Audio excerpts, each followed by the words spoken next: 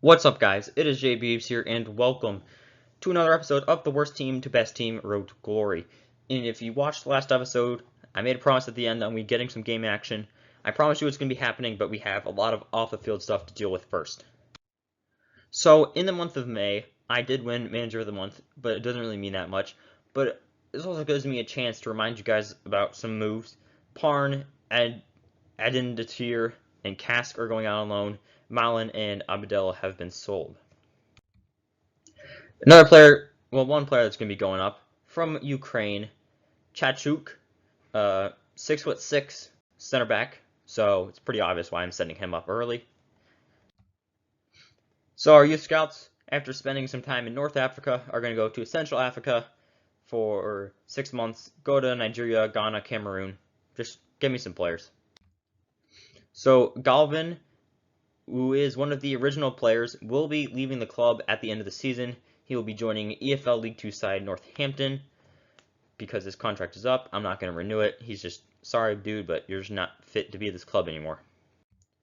And Andres Pascual will be joining Wellington Phoenix, who I've done an entire career mode series with. And to see that series, if you're a Wellington Phoenix fan, it is down below in the description. Pretty good series. It was only one season though, but I did make it to the final of the playoff, and I'll leave it at that.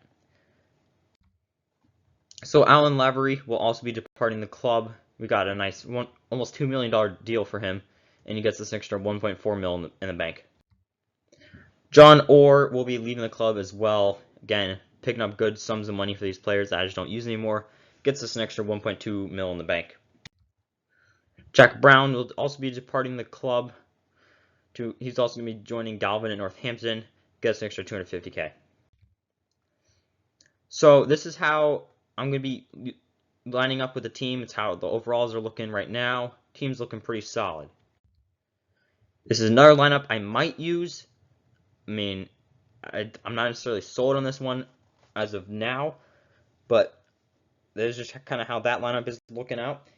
And if you guys don't know what I'm talking about, you should definitely watch the last episode. I can explain why I have more than one lineup. And this final lineup is pretty much what I use when I don't want to play the starters, want to rest the backups, and they actually get some pretty decent results. So it's quite interesting.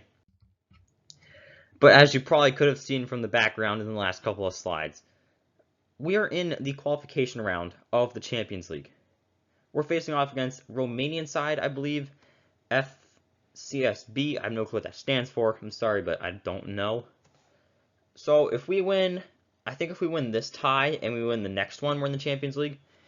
And I'm not 100% sure what happens if we get knocked out. Like, if we get knocked out in the qualifying round, does that mean we go into the playoff round of the Europa League?